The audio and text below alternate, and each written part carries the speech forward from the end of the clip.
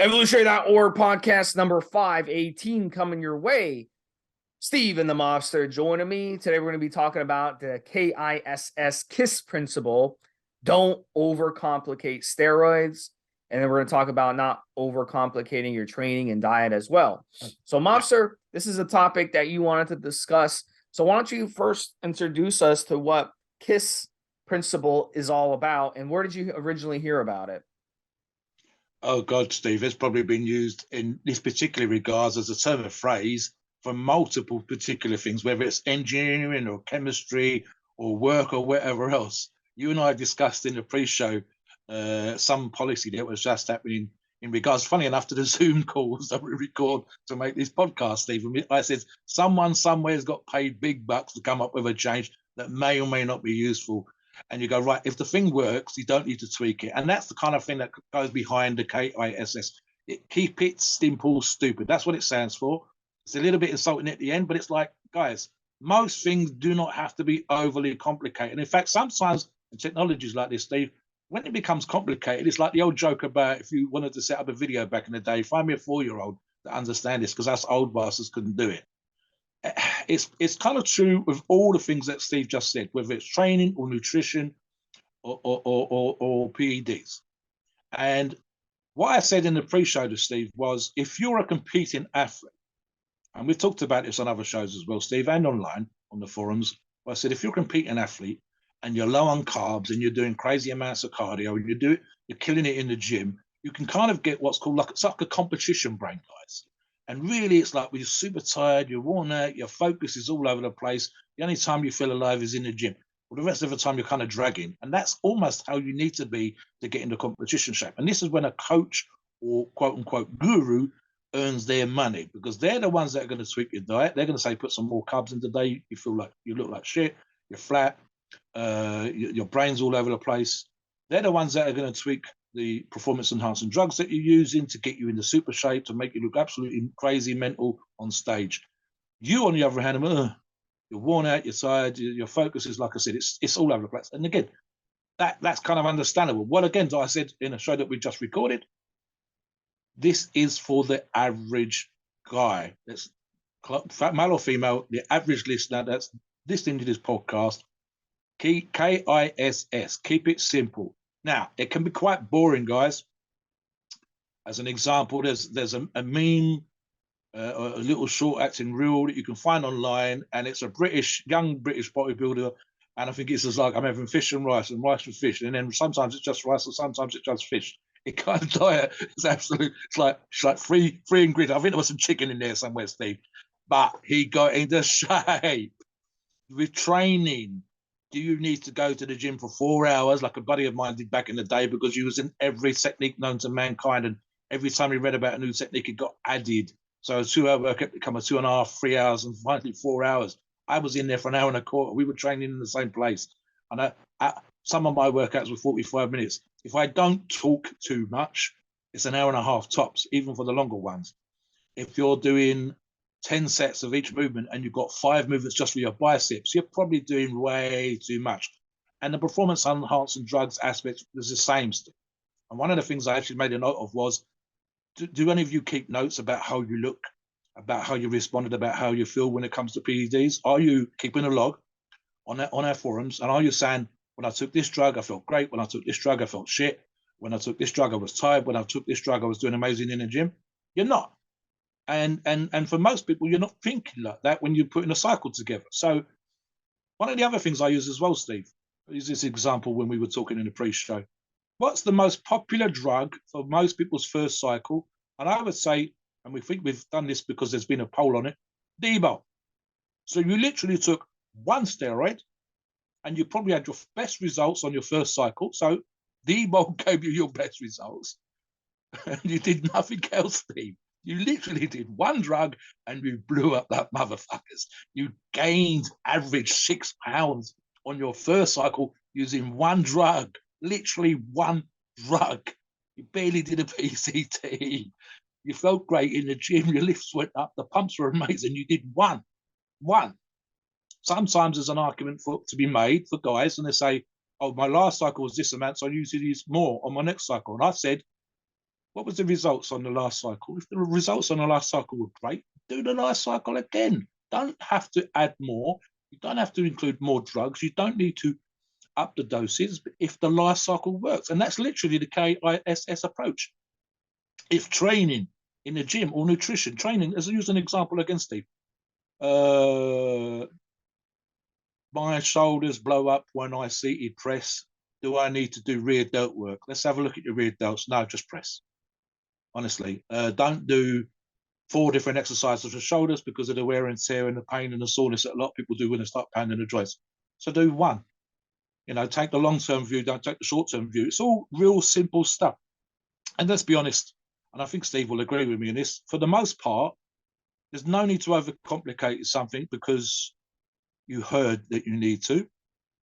If something works, stick with it and keep sticking with it until it does work. Again, a real simple approach. Here's another example, Steve, and this is actually like sort of a tip for gurus and coaches, training gurus specific. One of the classic ones back in the day, and it still applies now, Steve, is if a guy comes to you and he's using a high volume approach to his training and he's making no progress, all you did to look clever was have him try a low volume approach. That was it. Right. Now you can make science it up, you can bullshit it up, you can market it from now to doomsday, but really all you did was flip the program around from high to low. Oh my God, I'm making progress like never before. All right, mate, that's because I'm a really good coach. No, all you did was flip it around. Real simple. It's just like, you know, a great example would be, Steve, guys in the gym, half-assed training. You and I, on occasion, not too often, because we're not going to push people around in the gym, give them information when they don't need it, but we go over and we work with them for 5 minutes, and the intensity in those 5 minutes is double what it was 5 minutes ago. All you've done is push them into a place where they've got uncomfortable. And literally, as we say with these kind of things, you made them a little bit more hardcore, a little bit more intense for 5 minutes. And you actually made them train like they're supposed to train. It's not rocket science. It's not that you have vast volumes of knowledge. It's not even that maybe you've gone off and got yourself multiple certifications for being a PT. All you was is you kind of cracked the whip. You just got them to focus for 5 minutes.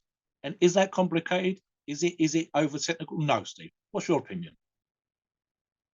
So let's talk about this a little bit. And I see this a lot with people, especially when they first run a cycle of steroids. So I want to get into the steroid talk a little bit. Yeah.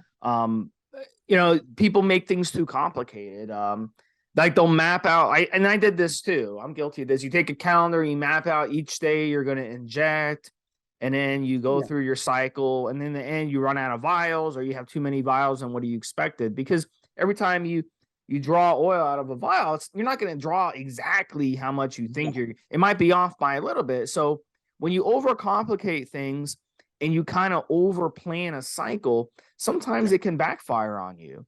So flexibility is very important when you're running a steroid cycle.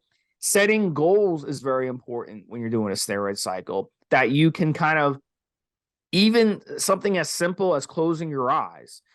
Every time before you run a cycle, you should do that. You should just close your eyes, meditate for 5 minutes, and envision what you want to look like at the end of the cycle. Imagine what you want to look in the mirror and see. Imagine what you want to in the gym.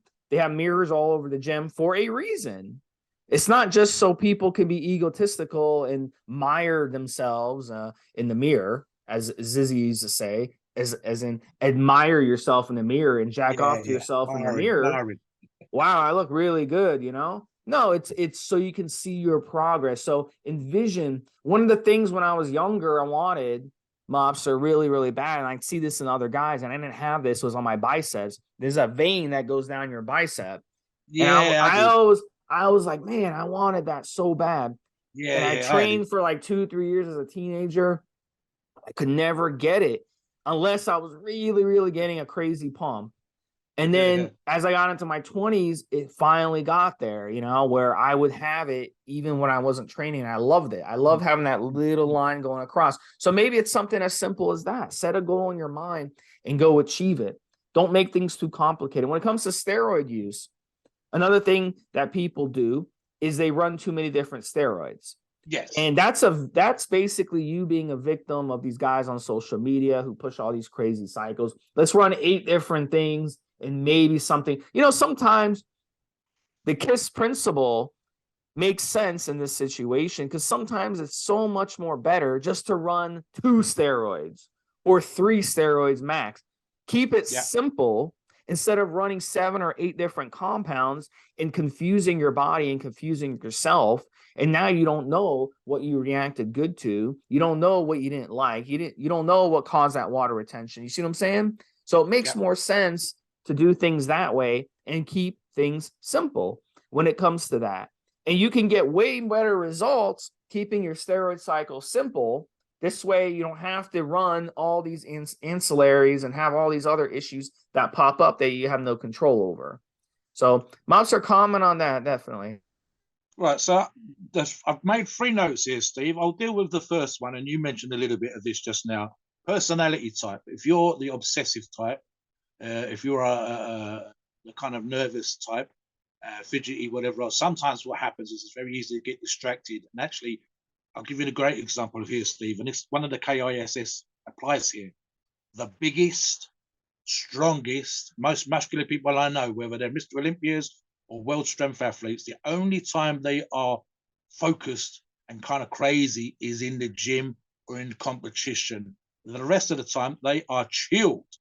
And again, I've known some guys that have gone to the World's Strongest Man, competed been on the podium at World's Strongest Man, or been just outside the podium at World's Strongest Man. These guys are super relaxed. Some of them didn't use performance enhancing drugs until they got to the top 10. I can think of one specific close example, good buddy of mine. And only then went on PEDs when they needed to. And their cycles would, I think the first cycle he did was when I was using my highest injectable cycle. So he was using 600 milligrams a week when I was on 765, Steve. Real simple, real straightforward again, right? Number 2. There's an element of sometimes, especially if you're buying your stuff in the gym or from a buddy or whatever else, and this applies to recreational drugs as much as it does performance enhancing drugs, Steve. People will say that you need this, this, and this because that's what they want to sell you. This is where doing your own research and listening to the podcast like this comes to the point. You look up what you want to do. Right, so I want to put an inch of my biceps. Does it need to have a vein or a split down the middle, like Steve said? Funny enough, I had both of those back in the day, Steve. God help me now. Or do you just want a much, much bigger arm, a bulkier arm? Right, the drugs and choice and the training and the diet would be different for the first example against the second example. But what you don't need to do, for example, guys, is to use 4 or 5 different drugs because the guy in the gym recommended to do, because that's what he's got in the trunk of his car. Buy what you need, use what you need. Don't just take loads of other drugs because someone said they wanted to sell it. Really, that's what they're doing, Steve. They're trying to sell you what they got. They're trying to make a buck. That's fine, guys, but buy what you need. Then there's another thing as well, Steve, and this comes to the complication of stuff. As I said just now, with regards to the D-bol cycle, super simple, very straightforward, one drug, most of us blew up and we loved it. So there's an argument sometimes to be made. Lots of you guys might not, the typical, I would say the typical gym person, never mind the typical performance enhancing drug user, it's a typical gym person, typically guys 3 to 6 months in the gym and then they go off and do other stuff because it's all a bit too hard. But you're listening to this podcast because you're about being more serious and you're thinking about that or already are using performance enhancing drugs to take things to the next level. So that means typically you've been training for 2, 3, 4 years. You're a certain age already. You have disposable income. Therefore, your cycle history should differ from the average Joe that goes to the gym, never mind the average listener. So what we're looking at here, Steve, is you don't need to change things up on cycle. Why don't you keep things real simple? Let's say 2 drugs this cycle, see what the results are. If the results were good, do it again. If the results need to go up a notch, you can change the dosage for the next cycle using the same 2 drugs, or you can add another drug. But literally have a sort of element of control to it. If you do the potluck kind of multiple drugs per cycle, and you're just an average listener, an average Joe, an average user, an average person that goes to the gym, you don't need to be using 5 different kinds of drugs. You don't need to be chopping and changing. You don't need a 16-week cycle.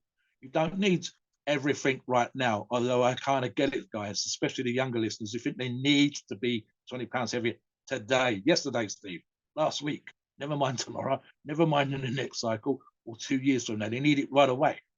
And then they go out and they do 5 drugs and they've got no idea. One of the things that sometimes happens, Steve, is they end up feeling ill. They kind of feel washed out because they're using all these drugs. It's affecting their health because they've used all those drugs. And they didn't need to. You were listening to all these podcasts that we've done, and 9 times out of 10, Steve and I very rarely talk about more than 2 or 3 drugs a cycle. We've almost never talk about high dosages unless we're talking about, as an example again, most of the time we're talking about low dosages.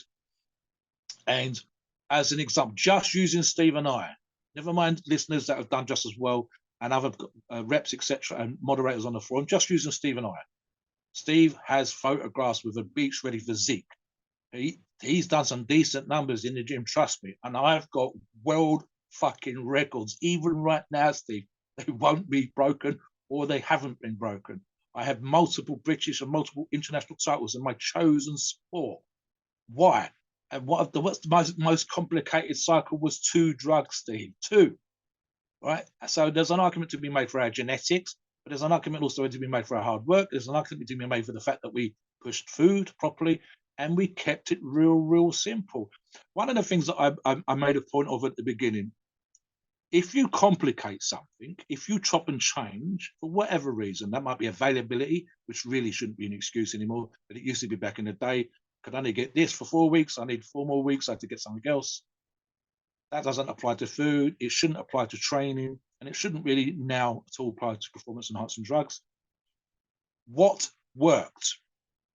What worked of the 4 drugs that you took? Was it 3 of them that you had a fabulous, fantastic result from and you did real well, you got leaner, bigger, stronger, faster, but the 4th one did nothing? What worked? If you're chopping and changing, did you make notes? So it's that kind of situation, Steve. We know, most gurus know, most coaches know, most advisors know that you don't really need to complicate things, even with the genetic freaks, even with what we might call them genetic superiors, Steve. We've seen a couple of cycles, death cycles, and I'm thinking of one particular individual, professional bodybuilder, 5 or 6 anabolic steroids, growth in insulin, and God knows what else was in there. And he had a pre-existing medical condition, Dallas McCarver, he got off and passed away. Did he choke to death? Was it the drugs? Was there a stressor? He already had a pre-existing family history, genetic predisposition for cancer, I believe it was, and he choked to death / heart attack. But there was multiple drugs in there, absolutely huffing and puffing during videos prior to him passing away and so on and so forth. And then you'll find another pro bodybuilder who, I mean, I'm thinking of Lee Priest now, guys, 2-3 drugs per cycle. Absolutely fucking amazing physique for his height, his stature, and super low dose, and still with us, and likely to still be with us for a very long time. And in fact, again, I can think of some really great bodybuilders, never mind weightlifters and strongmen, in the same boat, where you would not believe the low dosage that they were taking. You wouldn't believe that they were only using 2, perhaps 3 drugs, 2 drugs for 8 weeks and 1 drug for the finish. Paul Dillette was a flatmate of Lee Priest, and he says again that he was using the same doses as I was, 200 milligrams of this, 300 milligrams of that. They had that genetic advantage. So here's what I say when it comes to this kind of stuff, and specifically performance enhancing drugs. Work your fucking ass off in the gym. Plan your training program so it gets better and better and better, now harder and heavier and more reps and more volume, or whatever kind of approach you choose towards the end of a training cycle, and especially when you're on a gear cycle or an anabolic cycle. Same thing with your nutrition. Get tidier and tidier and tidier, more and more on point, more and more focus, and keep notes of how you look when you tweak your carbs, tweak your fat, tweak your protein, and try not to change too much with your performance enhancing drugs. Now, again, as we've talked about on other podcasts, Steve, there is an argument to be made for those of you that compete. And this is where, in my opinion, especially if you're in hard training for a bodybuilding competition and you're dieting and you're depleted and whatever else, where a second set of eyes comes in, whether it's a coach, whether it's someone like Steve, or someone like myself, whether it's a full-on guru that you're off the internet, Milos, or a bunch of other guys that are out there coaching in that particular and high-end athletes. that's when the second set of eyes comes in. That's when they tweak stuff because they can see changes, because it's much harder for us to see ourselves. And again, this is a typical user. How many of us are able to truly see or truly be analytical in that particular regards? And one of the things I touched on earlier, and I'll touch on again, Steve, the body type stuff again. I would say that the mesomorph is more likely to physically respond to performance-enhancing drugs, say, better than an ectomorph or an endomorph. And both ectos and endos are as likely to benefit from very simple cycles as they are differences in nutrition, with the endo needing to lose weight and get leaner, and the ecto needing to add muscle. So it's body type, and it even comes down to, and this happens a lot again, guys, when we're giving advice on forums, when it comes to cycles, etc. And again, most of our blokes would almost never talk about more than 3 drugs, Steve. You have to think of the specific requirements of the person asking the question. So the more information you guys give out, the better advice that we can give you. And 9 times out of 10, I can think, even if I disagree with the dosages, most of the time I would agree with the drugs that are being suggested. Because if you look, guys, it's nearly always the same 3 drugs. And all we're arguing the toss over is the amount. So in other words, even when we're disagreeing, we've all kept it real simple, Steve. Back to you. Look, there's been studies that have come out which has shown that multitasking is very difficult on men and females, both, not just men. We all agree that for males, it's a lot harder to multitask than women, but both genders have the issue. It's just the way our brains are wired. So one of the other mistakes people do as well is they'll go into a cycle and they have a lot of things going on in their life, and they're not able to focus on their cycle. And their cycle, it gets to be a very unsuccessful cycle. And if you're able to just focus on your cycle and focus on your training and focus on your diet, those are going to be your best cycles that you do. Yes.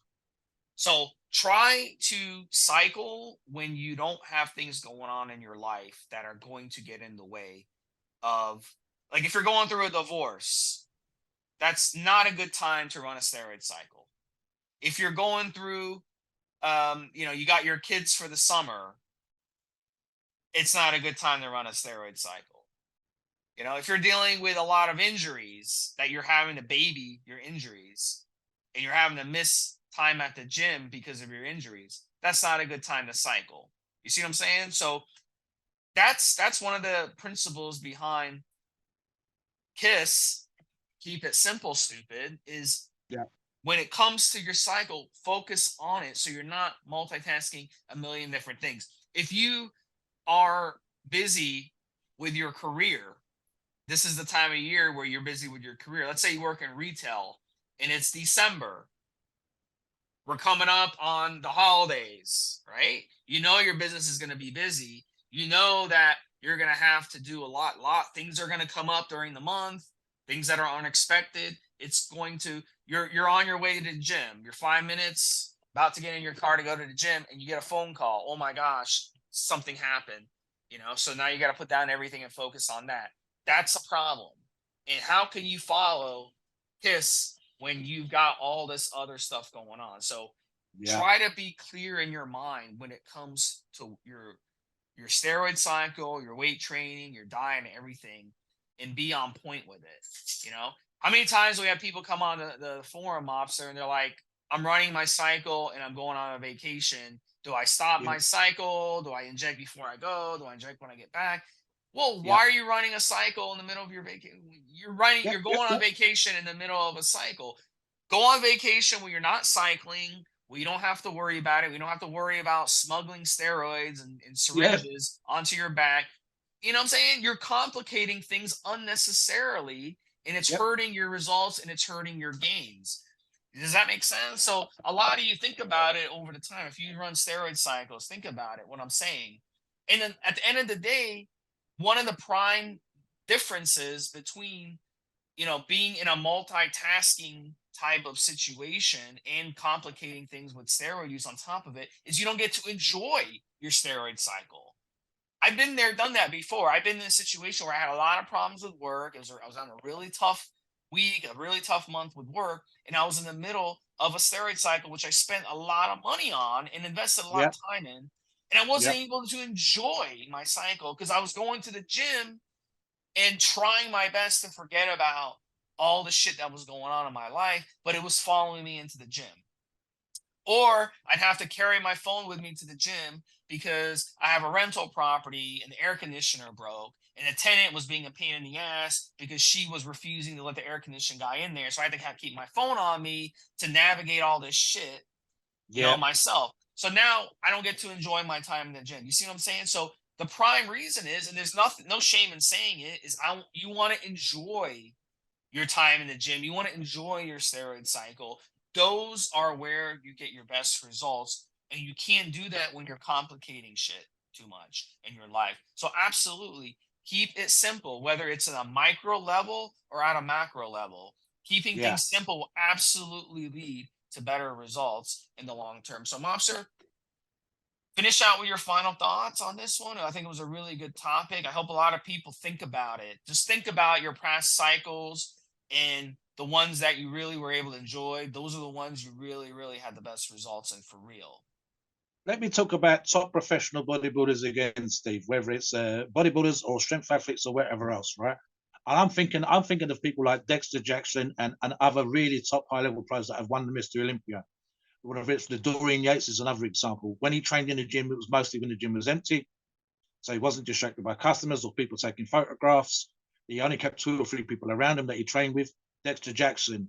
Dexter was talking about, I think it was if it fits your macros. And he said, if a top athlete like myself who's won the Mr. Olympia needs to do cardio, needs to diet, what makes you think with him being called the Blade, so renowned for being in shape, what makes you think if it fits your macros going to work? So in other words, model what they do. And what do they do? It doesn't matter if you play golf or ball or hockey or whatever, right? What do? They put the time and the work in.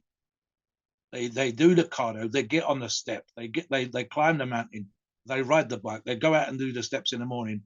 They're busy, right? So they get up earlier and they go and do their shit. So in other words, they still do the simple stuff. They're still doing the cardio because it works. They still go tight, tidy diets because it works. They still go to the gym and bench and squat and deadlift. If you look at some of the big guys coming out now, it's either a combination of machines and free weights or some crazy, crazy heavy free weights. There's really, really big guys. But what are they doing training wise that's different from before? They're not. What happens sometimes is clients, coaches, and gurus, and even writers of magazines back in the day as well as now, whether it's Men's Fitness or Bodybuilding Monthly or whatever. From I've got stuff, as you know, Steve, from the 1900s up to modern times, and writers were paid to come up with routines. And as often as not, it wasn't even a pro bodybuilder they were speaking to. They were making this shit up in the name of a pro bodybuilder, and they had to write something different than last month. So they would come up with a new version of something. And yet, if you got the watch the pro, whether it was eating, training, whatever, they were doing real simple stuff. You got, watch Dorian Yates' Blood and Guts. That stuff he does on Blood and Guts is what? It's skull crushers and press downs for triceps. It's easy bar curls for biceps. It's incline bench for chest and dumbbell flies. He's doing like 2 movements, Steve. He was doing a variation on the squat. I think he was using a Smith machine and a leg press and a hack squat and a leg extension and a leg curl. There was no Romanian lunges or pistol squats or whatever else. You know what I mean? His triceps are amongst the best triceps in the world. 2 exercises. Ronnie Coleman, biceps, split bicep, 23-inch arms. Was, I think, dumbbell preacher curls with 30 or 40-pound dumbbells. Done for a lot of volume, but not crazy heavy weights. Best arms, among the best arms ever. Yes, it's genetic response, but the same thing applies to you. What's your genetic response, guys? So again, don't overcomplicate stuff. You don't need to do every exercise known to mankind. And again, keep notes. All of these aspects. Keep notes on your PEDs, keep notes on your nutrition, keep notes on the training, have regular photographs taken, and then, as Steve said, take a step back, take a moment out of your day and be analytical. See what works and use that. Don't have to use everything. Don't have to listen to everybody. Here's another example. One more thing, guys. And this is just common sense advice again. You've got someone that's giving you a cycle. You've brought the PEDs, And then how many times, Steve, do we see guys come on and want 20 other opinions before they start? Have an opinion of your own. Listen to one or two people. Ask Steve, ask myself. Go with a person on a forum whose opinion you trust, who knows what they're talking about. You don't need 20 or 30 different inputs. And again, that's a personality type thing. Maybe it's just because, you know, I'm a leader, that I'm more likely to listen to one or two people, then go, boom, I think I know what I'm doing, crack on. As opposed to me going down to the gym and asking 15 guys what I need to do for my arms. I don't do that. And my arms are 20 inches. So it's that kind of weird situation, Steve. I think sometimes a personality type is going to be one person asking 15 or 20 people, and someone will ask one or two people. A great example in my local gym, again, is there's one person, and I can think of him right now, who, when we're squatting, we pretty much is the person we ask if we're hitting depth. We don't ask all the other guys, because you're always going to get your mates going, yeah, it was fine. But this one person will always fucking give you the truth. So it's real simple approach. Ask the geezer. It's not always nice, but he's honest, and he'll tell you what you've done. Same thing when it comes to buying and selling from dealers, as opposed to buying what you need, using what you need, doing what needs to be done. And then, as 9 times out of 10, when it comes to nutrition, it's super, super basic. It might be bland, it might be boring, but you got big, or you got lean, or you got strong. Real simple, works a lot of the time. Few of you might have medical conditions, a few of you might have physical disablements, injuries and whatever else that require working around, but most of you will not. Start with simple, be analytical, keep notes, tweak it, and if it works, keep it in. If it doesn't work, let it go. KISS. Please note, we are not doctors and our opinions are ours. It is our view and based on our experience and views on the topic. A podcast are for informational purposes and entertainment only. The freedom of speech and the First Amendment applies.